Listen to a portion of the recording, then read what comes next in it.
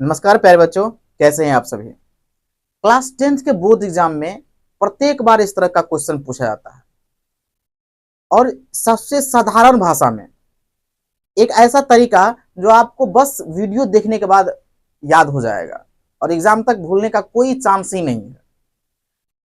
Question ये है, जो √5 एक अपरिमेय संख्या है, सिद्ध करने का दो नियम है।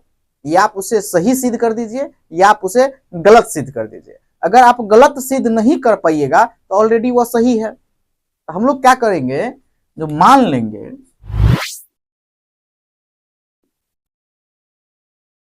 मान लिया कि √5 एक परमेय संख्या है। ये कह रहा है जो एक अपरमेय संख्या है, लेकिन इसको हम लोग गलत सिद्ध करने के प्रयास कर रहे हैं। मतलब मान लेते हैं ये एक परमेय संख्या है। जब परमेय संख्या है तो वो p/q के फॉर्म में भी रहेगा, जहां q जो है बाबू जीरो नहीं हो सकता है। यहाँ हर में क्या हो सकता है, जीरो नहीं हो सकता है। एक चीज, इन दोनों का जो HCF है 1 होगा, मतलब ये जो है सहअभाज्य संख्या होगा। कहने का मतलब ये है, ये दोनों खुद से कटेगा या तो फिर वह 1 से कटेगा और किसी भी चीज से नहीं कर सकता है। सबसे बड़ा बात यही है। तो हम लोग सबसे पहले क्या करेंगे, इसको देखेंगे क्या P और Q 1 के सिवा किसी और नंबर से कट रहा है कि नहीं कट रहा है। तो देखिए, √5 बराबर हम लोग क्या लिख सकते हैं, P/Q लिख सकते हैं।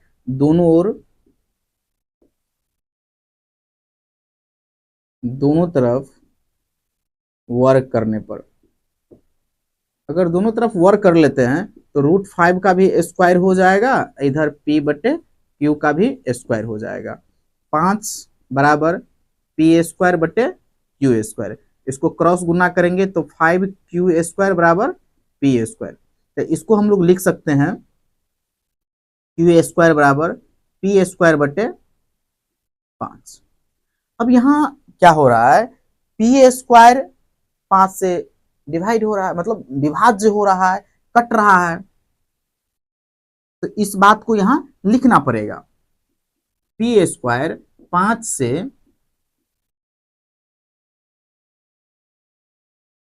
विभाजित है, P भी 5 से विभाज्य। अब ये क्या चीज है समझिए, अगर हम देखते हैं 3² अगर 3 से कट रहा है तो बाबू 3 भी 3 से कटेगा, क्योंकि 3² 9/3 ये अगर कट रहा है तो 3 भी 3 से कटेगा।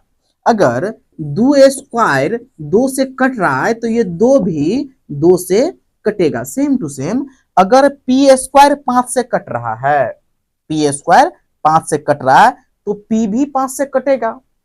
अब पहला चीज तो खत्म हो गया मेरा। क्या खत्म हो गया जी, हम यहाँ तो हम ये सोच रहे थे जो P और Q में सिर्फ एक ही उभयनिष्ठ गुणनखंड 1 होना चाहिए, लेकिन यहाँ तो P 5 से भी कट रहा है। चलो, P 5 से कट रहा है ये हम मान लिए। अब हमको ये देखना है क्या Q भी कोई ऐसा नंबर से कट रहा है, Q भी कट रहा है। तो इसको फिर से हम लोग क्या करेंगे, देखेंगे। मान लेते हैं, माना अब हमको देखना ये है इस समीकरण के रूप से, इसमें एक चीज मान लेते हैं, P तो हमको कट गया, P तो हमको 5 से कट गया। अब हमको देखना है किसको, Q को। तो मान लेते हैं Q बराबर 5a मान लेते हैं। जब Q बराबर 5, ये सॉरी P बराबर मान लीजिए, P बराबर 5a मान लिए तो क्या हो जाएगा, 5Q², ये वाला इस समीकरण को, इसको समीकरण 1 मान लीजिए। 5P² बराबर Q² बराबर P², P को 5a मान लिए हैं, तो 5Q² बराबर 5a का होल स्क्वायर।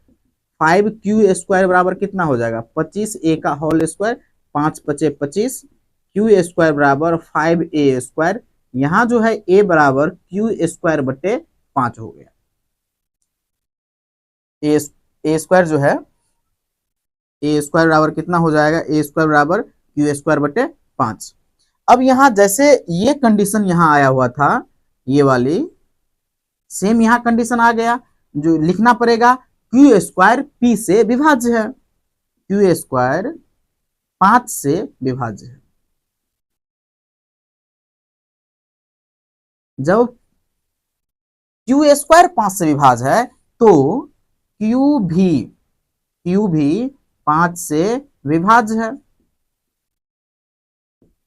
अब सब खेल खत्म हो गया, बस ये इतना आप समझ गए, खेल खत्म हो गया। खेल क्या खत्म हो गया, यहां हम सबसे पहले क्या सीखे बाबू, जब इसको परमेय संख्या माने तो p बाई क्यू के फॉर्म में होगा, जो कि ये दोनों सभा संख्या है, इसका जो कॉमन एचसीएफ मतलब कॉमन गुणनखंड होगा वो 1 होगा, एचसीएफ 1 होगा। जब इसका 1 होगा तो सबसे पहले हम लोग क्या देखे, जो भाई p जो है वो 5 से कट रहा है। पहला चीज गलत हो गया मेरा। गलत क्या हो गया, जो हम यहाँ ये सोचे थे भाई बस एक से कटेगा, 1 से कटेगा, या तो अपने आप से कटेगा, या तो p खुद से कट जाएगा या 1 से कटेगा, लेकिन यहाँ तो गधा 5 से भी कट रहा है। फिर हम चेक किए क्या q भी किसी से कट रहा है, तो अगर मान लेते हैं p बराबर कुछ और मान लिए 5a मान लिए, इसको प्रोसेस करने के बाद यहाँ फिर वही कंडीशन आ गया, क्यू स्क्वायर बटे 5 आ गया, तो यहाँ क्यू स्क्वायर जो है 5 से विभाज्य है, उसी प्रकार क्यू भी 5 से विभाज्य होगा। अब पी तो यहाँ कटिए रहा था, क्यू भी कट रहा था, इसकी एक बार और समझ लीजिए, जैसे कि 3 स्क्वायर जो है वो 3 से कट रहा है, तो बाबू 9/3 ये तो कट जाएगा, तो इसी प्रकार 3 भी 3 से कटेगा, तो क्यू स्क्वायर अगर 5 से कट रहा है तो क्यू भी 5 से कटेगा, तो P और Q का एक और गुणनखंड मिल रहा है हमको 5, तो इसका मतलब बाबू ये परमेय संख्या तो नहीं होगा, क्योंकि एक के सिवा और इसका गुणनखंड है, तो परमेय संख्या नहीं होगा, तो इसको हम गलत साबित नहीं कर पाए। इसको जो हम मान लिए जो एक परमेय संख्या है, तो इसको हम लोग क्या नहीं साबित करें, गलत साबित नहीं कर पाए, तो गलत साबित नहीं कर पाए तो क्या होगा, ये परमेय संख्या होगा, तो बस इसको लिख देना है। लिखना क्या चीज है, P और Q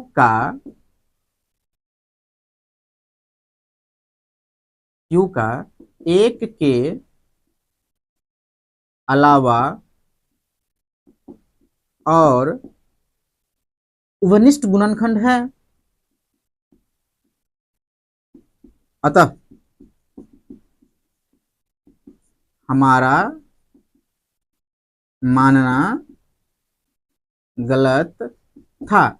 हम जो मान लिए थे इसको, यह एक परमेय संख्या है, और परमेय संख्या हम सिद्ध नहीं कर पाए। क्यों सिद्ध नहीं कर पाए, क्योंकि भाई परमेय संख्या होने का मतलब यह है जो इसका एचसीएफ जो है 1 होना चाहिए, लेकिन ये गधा 5 से भी कट रहा है, पी भी 5 से कट रहा है, क्यू भी 5 से कट रहा है, तो हम इसको गलत साबित नहीं कर पाए। जब नहीं कर पाए तो अतः हमारा मानना गलत था। √5 एक अपरमेय संख्या